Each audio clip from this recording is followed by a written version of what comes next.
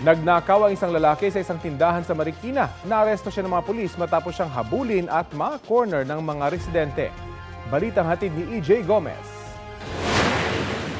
Balik selda ang 26 anyos na lalaking ito dahil sa umano'y panunutok ng baril at pagnanakaw sa Marikina City. Ayon sa pulisya, nagpanggap ang sospek na customer sa isang tindahan ng fried chicken sa barangay Tumana pasado alas 3 ng hapon noong Lunes. Tinutukan daw ng sospek ang crew ng tindahan gamit ang isang improvised na baril at nagnakaw sa establishmento. Nang matapos na itong maka-order, agad itong bumunot ng isang improvised firearm na isang pen gun at itinutok niya itong sa ating biktima at sinabi na magsisigaw at ibigay sa kanya ang lahat ng pera kasama ang kanyang cellphone at persahang pinapasok sa CR at binantaan na puputukan siya nito kapag hindi sumunod sa mga sinabi ng sospek. Kwento ng isang saksi, nakita niya ang sospek na lumabas at tumakbo palayo sa tindahan. Nang humingi ng saklolo ang 25 anyos na biktima, mga residente raw sa lugar ang humabol sa sospek. Nakita po namin na tumatakbo yung lalaki galing dyan sa loob. Bali, umabol din po talaga yung babae, tapos iyak ng iyak. Talagang gusto din niya makuha kasi yung siguro yung cellphone saka yung pera ng benta ng nila, store.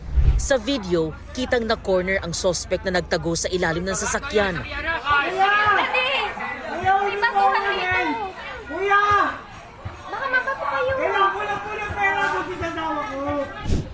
Naaresto ng Marikina Police ang sospek at narecover ang ginamit na pen gun at ilang bala nito.